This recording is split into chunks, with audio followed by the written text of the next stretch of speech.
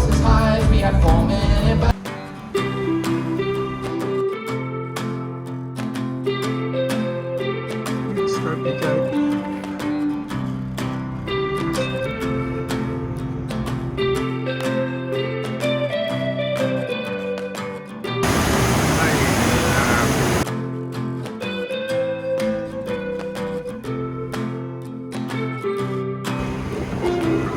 In the sixth and final episode, we arrive in Stavanger, follow in peaceful footsteps, stroll through the old town, visit a propaganda museum, look at a collection of herring can labels, witness a rainstorm, raise an eyebrow over pricing, watch the Olympics, experience the Baked Alaska parade, and return to Southampton. Overnight, Sky Princess went back down the Fjord, out into the North Sea, and travelled back south to Stavanger. At 20 to 8, we were starting to approach Stavanger.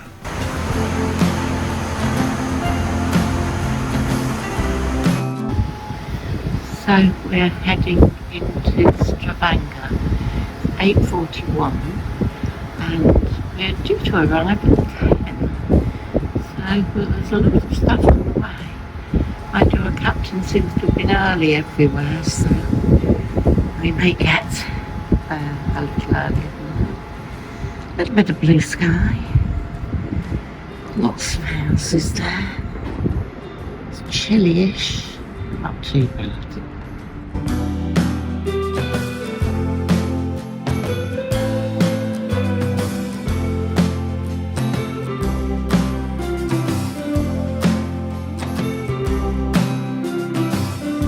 Very close into Stavanger now, at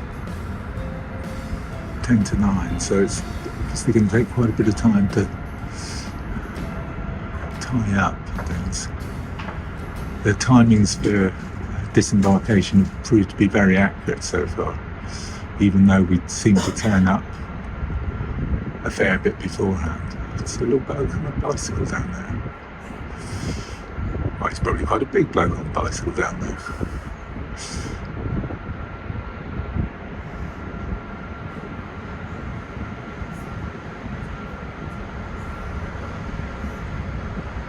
So the side thrusters going there.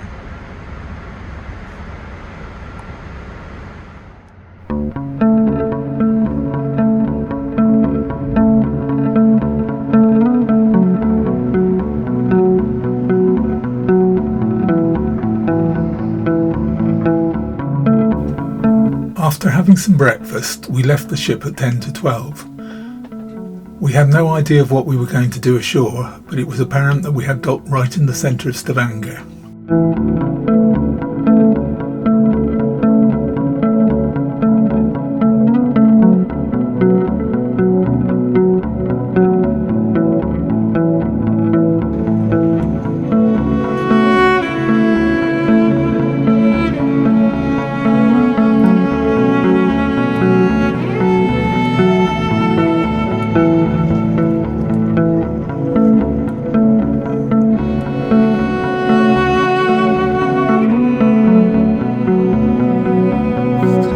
We're sitting on the seafront, waterfront in Stavanger. We had a late getting off, because we had quite a late breakfast. It's what time is it, Jill? It's 12:12. 12:12. We leave at 4:30 today. It's yet another nice day. All the warnings of rain everywhere is proved to be unfounded. We're trying to find the canning museum, and we've been told that the old town is very good, so we'll head up there. Annie and Martin have gone off to the petroleum museum, which probably is more exciting than it sounded. I'm not sure it is, actually, but we'll see.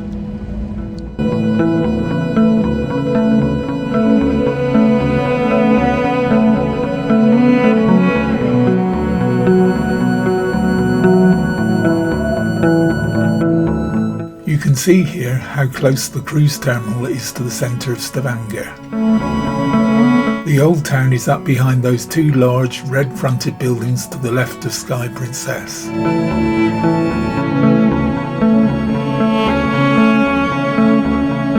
Heading towards the market square, we came across these footcasts of Nobel Peace Prize winners.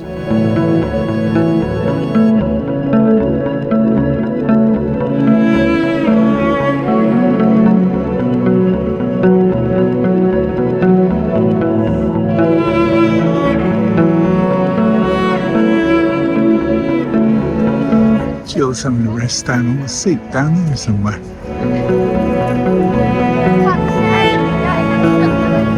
After browsing the stalls in the market square, we headed for the old town.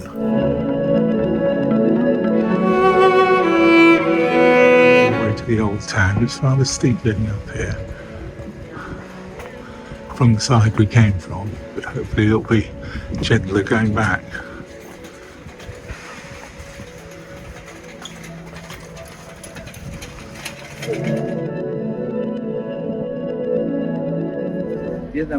Everywhere seems to have flowers.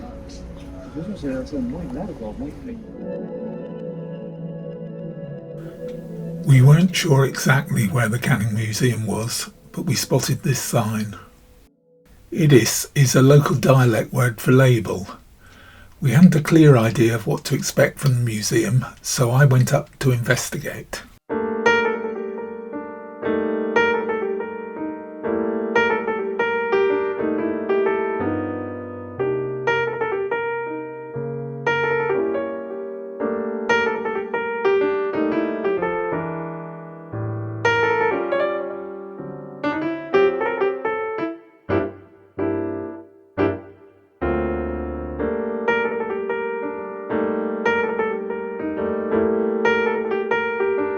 Off at the Printing and Canning Museum in the old town. We haven't actually gone into the museum yet because we just had to stop for a coffee.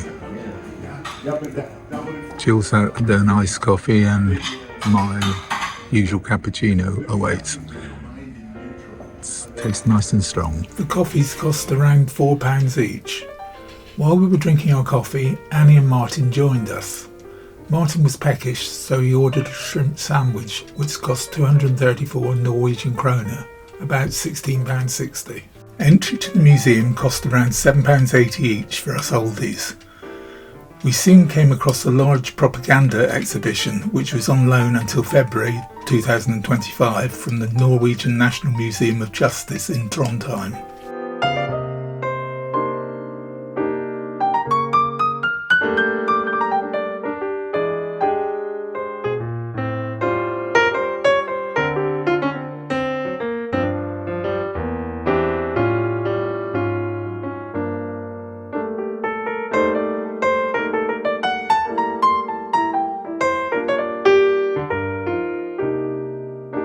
This poster reminded me of Boris Johnson.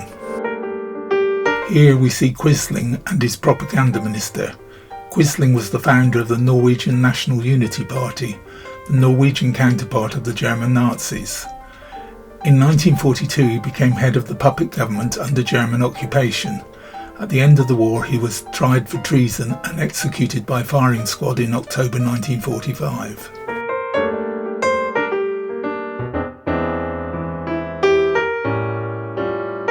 As well as the Norwegian posters, there were examples of American and British propaganda. After looking at the rest of the printing museum, we carried on into the Canning Museum.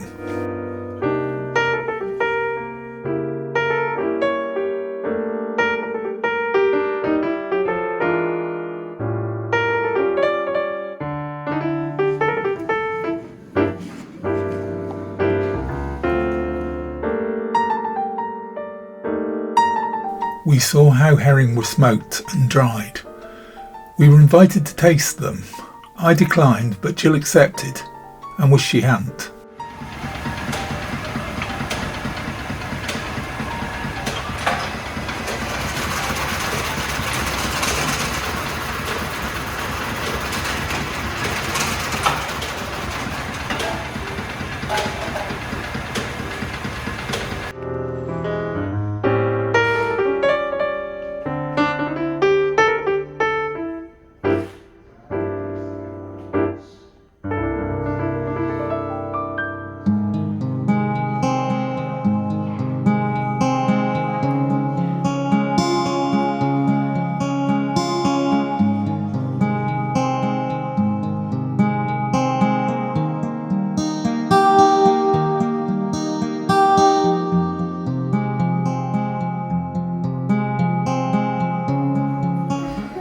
About 40,000 labels are known, representing 8,500 trademarks, 811 factories, and they are in up to 15 different languages, not all at once. The only bilinguals we have are French and English from Canada, and a rather special one which is in Thai and Mandarin Chinese from 1910 for those two countries. But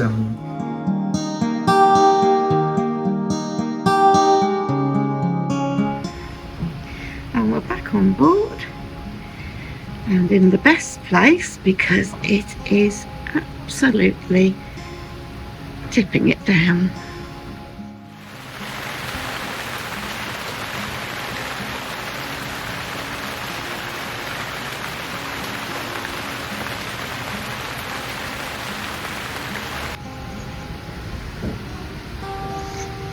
It's suddenly gone very chilly, very black, although I go around to that side, there's just a smidgen of blue over there.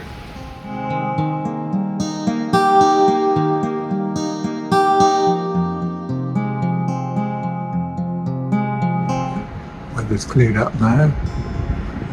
So we're leaving 5 minutes ahead of schedule. After watching our departure, we visited Good Spirits at Sea for a while and then headed for the shops, where I noticed some interesting pricing and bought this pewter model of Sky Princess. We spent the evening watching the Olympics on the cabin TV. The next day was a sea day and the final day of our cruise. I know it's like what you were probably out there.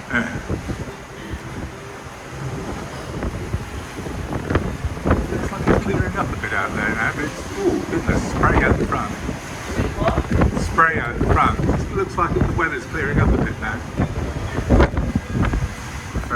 Just saw our first foray into the buffet, which isn't that busy now. It's very busy earlier. Decided we couldn't resist making ourselves a bacon roll. Jill's gone off somewhere, I don't know. I think she might be looking for Annie Martin, or either that or she's looking for the juice bar. This is the juice bar, which can be found near the desserts in one of the cross walks between the two sides of the buffet.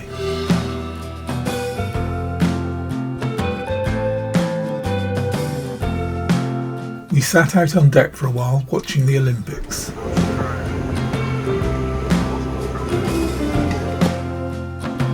Later we downloaded the 40 pictures taken by the Princess photographers, which were included in our Premier package. Here is a selection of them. We had our final meal on board in the Estrella main dining room, where we were treated to the Baked Alaska parade. For copyright reasons I've had to silence the music, but it was Hot Hot Hot by Buster Poindexter and his Banshees of Blues. Earlier in the voyage, we'd completed a feedback form about our experiences so far, and we mentioned that on one occasion we'd waited about an hour for room service to arrive. When we got back to our room after our meal, we found this.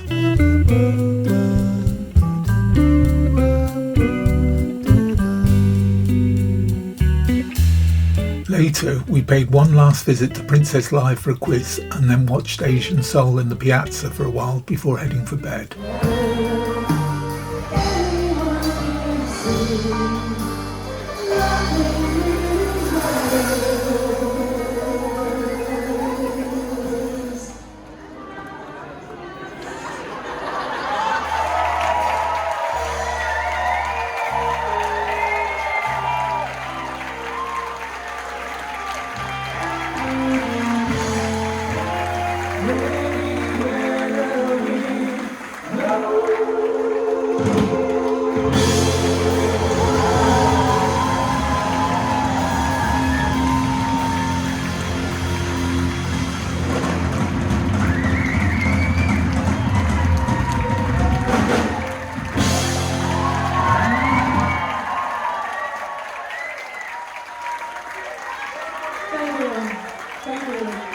Well, we're back in Southampton, and the first groups have been told to disembark. It's just after 7:15. Getting in the horizon buffet, whatever it's called, sipping in buffet anyway. Annie and Martin and Jill have gone off to get food. I'm not sure whether I'm going to have anything or not. Found the table quite easily. About half the ship's got off already, and they're going about 15 minutes ahead of time. Good experience, good weather all the way through. We've come back to Southampton. It's rather overcast. Just waiting to get off, really. We were able to disembark slightly ahead of schedule, and it wasn't long before we were heading home in a taxi. Thanks for watching. We'd be very grateful if you liked and subscribed.